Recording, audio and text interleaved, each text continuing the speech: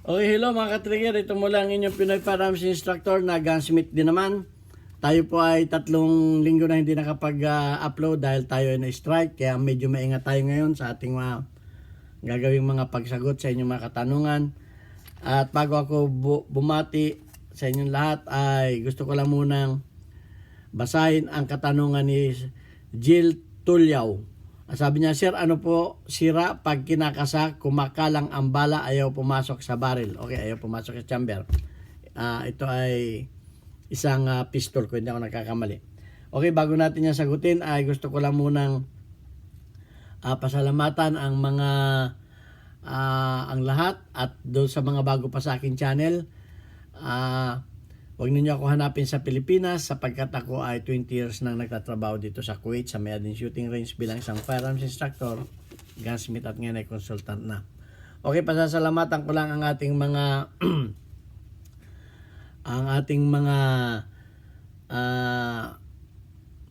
tumutulong sa ating 6 na estudyante dahil tayo ay isang charity vlogger, may 6 na estudyante na tinutulungan. At dahil tayo naman ay wala ng pinapag-aral na anak, ang kinikita natin dito sa YouTube ay tinutulong natin sa mga anak ng single parent. Okay, at pasasalamatan lang natin si Alfredo Isidro, shout out sa iyo, Ordo Sipay ng Las Piñas, at yung aking kaibigang architect dito sa Kuwait. Yan, sila yung mga nagpadala dito sa ating GCash. Ayan yung ating GCash. Diyan sila nagpadala at kung gusto rin ninyo magpadala, maraming salamat sa inyo. Ngayon din kay Architect Arnel Salvador, kaibigan ko dito sa Kuwait, at kay Jobel Platon, kay Boy Umay. At yung nagtanong sa atin ng GCash number, si JC Antonio Official. Ayan ang ating GCash number. Okay, at ngayon din yung aking kaibigan dito sa Kia Motors Kuwait. Yan. Binisita niya tayo dito sa ating range, si Umbet. Okay, maraming salamat sa Umbet sa iyong pinadala para sa ating mga tinutulungan mga estudyante. Okay, ganyan din sa iyong tropa, si Yasin, si Apollo, Ana May, Mary Grace, at si Rodora. Okay, mga taga Kia Motors. Okay, sana bumalik kayo dito at mag-enjoy ulit kayo sa shooting. Okay, maraming salamat sa iyo, Umbet. Ayan, at kay Prince John Isaac Evangelio. Ayan, siya rin ay nag-promise na magpapadala. Okay, at bago ko sagutin yan, ay gusto ko lang munang ipakita sa inyo ang isang video ng ating isang estudyante. Ayan. Thank you to all the subscribers of Pinoy Firearm Instructors. This is all the things that I bought. Ayan. Siya po yung isa nating tinutulungan na estudyante. Siya yata ay bagong graduate siya ng grade 6, grade 7 na yata siya. Okay, yung iba naman mga elementary pa.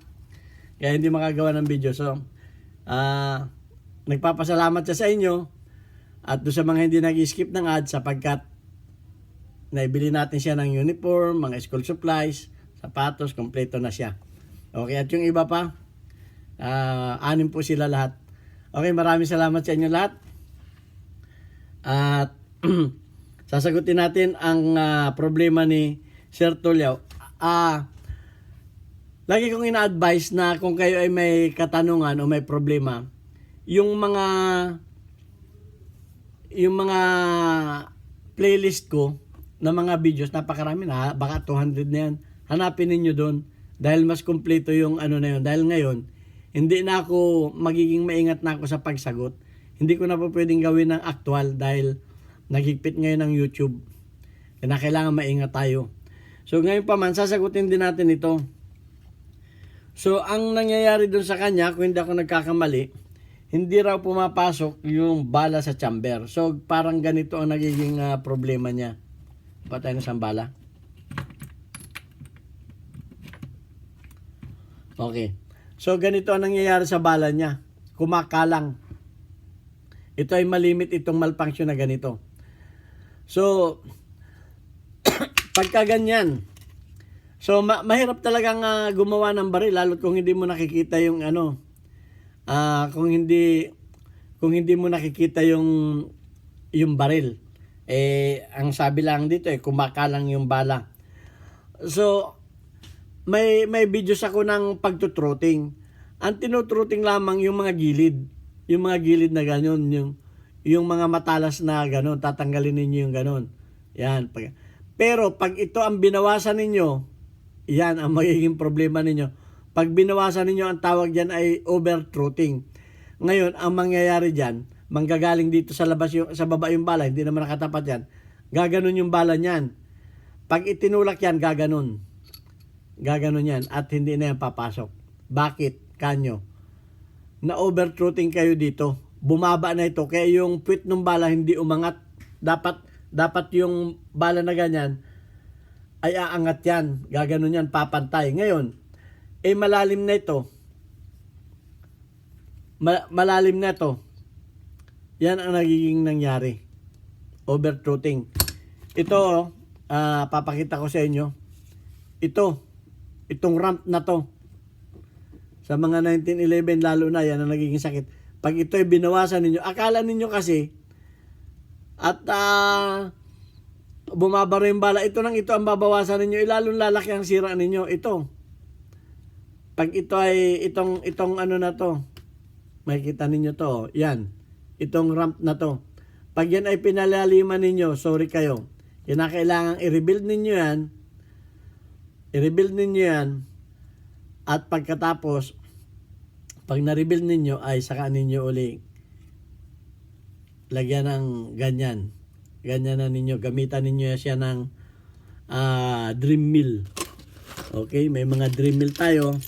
Pwede ninyo siyang gamitan ng dream mill dito. Pag yan ay na-rebuild na. Yung mga dream mill na ganito. Talim. Okay? So, pag ito ay lumalim na, yan na ang mangyayari. Kahit paanong pistol yan, kahit paanong pistol, basta itong nangyari at lumalim na ito. Yung may mga ramp na, yung mga nakaramp naman, ramp barrel, pag ito ang lumalim, ang mangyayari niyan, nakaganyan yan.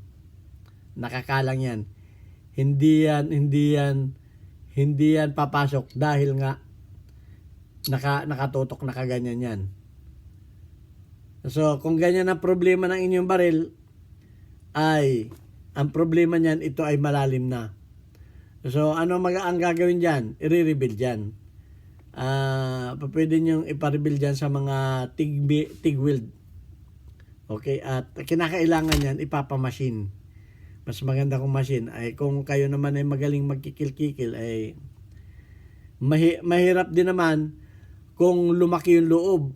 Okay, may videos tayo niya kung paano pag-truthing, kung paano pag-huning. Kaya nga, lagi kong ina-advise na wag lang isang video ang panoorin ninyo. Hindi ninyo makukuha lahat.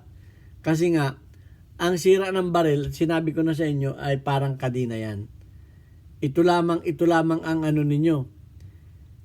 Ito lamang ang tinuro ko ngayon. Pero hindi ninyo alam ang pag-truthing. Hindi ninyo alam ang ang paghuning. So, kung yan ay pagsasama-samahin ko, lalong nagkakagulo pag pinagsama-sama ko. At saka, hindi na pinapanood, hahanapin sa title. Huwag kayong masyadong mag-ano sa title kasi ang paghahanapin ninyo ay title, maraming sira na nandun sa nakapaloob na explanation ako doon. Kaya kung ang baril ninyo halimbawa ay revolver, lahat ng advice ko sa inyo, lahat ng revolver, panoorin ninyo. Hindi yung isang page, parang kayo, nagiging selective.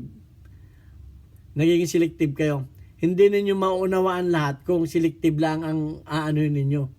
Yung sira na yun. Ang sira, minsan nag-uumpisa yan. Parang parang sa tao, nag-umpisa sa lagnat. O, lagnat lang ang alam niyo ay bakit nilagnat. May dahilan bakit nilagnat. Ayun. So, kamukha nito, bakit nagkaganon? Dahil dito, ay hindi naman kayo marunong mag-truthing, hindi naman kayo marunong mag-honing. So, panoorin din ninyo yon. Panoorin ninyo yung mga malfunction. Yun ang ano ko sa inyo. Hindi yung titingin kayo sa mga title ng aking videos, ay wala dyan. Hindi ninyo alam, nasa loob yun eh. Nasa loob yun. Hindi ninyo makikita yung laman. Kung pabalat lamang ang titingnan ninyo, title lang ang tinitingnan ninyo. Hindi ninyo makukuha. Kaya ang nangyayari tuloy, nagiging paulit-ulit yung ating mga videos. Wala namang problema sa akin yan. Content ko yan eh. Ikaw, content ko yan. Pero nagiging paulit-ulit. At saka, hindi na nagiging kompleto yung mga sagot. Mas kompleto yung mga unang sagot. So, ayan. At kung hindi kayo nalinawan sa aking sa mga videos na pinanood ninyo, kung hindi kayo may malabo sa inyo yun, sabihin lang ninyo, Pinoy Gunsmith, paki-explain naman yung parte na yun, hindi ko masyado naintindihan. Pinanood ko, hindi ko masyado naintindihan. Okay, i-explain natin ng panibago. Kasi mahirap talagang gumawa ng mag-ayos ng baril na hindi mo naman nakikita yung baril. Hindi mo nakikita. Para bang masakit yung ngipin, hindi. Simple titingnan ng dentiste ang nga, alin dyan ang masakit. Titingnan ko alin na may sira. Sinabi, hindi ko naman nakikita yung mga baril ninyo.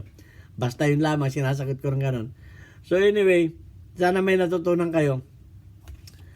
Ang ano dito, ang lesson dito, wag ninyong babawasan yung mga ramp. Wag ninyong babawasan yung mga ramp. Itong mga ganito, wag ninyong babawasan yan. Pag yan ay nagbababatangal, maaring tingnan ninyo kung ang bala ninyo ay may mga baril na namimili ng bala. Tingnan ninyo kung wad cutter yan, kung bull yan, kung semi-wad yan. Excuse me. Yun ang tingnan ninyo. Tingnan ninyo kung ang bala ninyo ay reload. Baka yan ay sumasabit yung mga ganito. At ang ulitin ko, ang pag-tutruting ay wag ninyong babawasan itong ilalim na to. Wag ninyong babawasan ito. Pwede ninyo yung ipalis at may video rin tayo niyan kung paano pagpalis. Okay, kompleto tayo niyan. Kaya dapat palis lang ang ginawa. Ang ginawa naman ninyo yung in-overthroat ninyo. So, yan ang pagkakamali. Kaya nga sinasabi ko sa inyo, panoorin ninyo lahat ng video. At mag-umpisa kayo, huwag kakagad yung bawas din bawas doon. Diyan kayo magkakaproblema. Pag inyong nabawasan yan, mahirap na ibalik. Mahirap na ibalik sa standard. So yan, dapat hinuning lang o pinalis lang. Ang ginawa naman, binawasan ninyo na binawasan. So, mapapalaki ang sira ng inyong mga baril. So yan, dapat may natutunan kayo. Ito ang inyong Pinoy Firearms Instructor. Nag-iwan ng God bless us all. Thank you very much.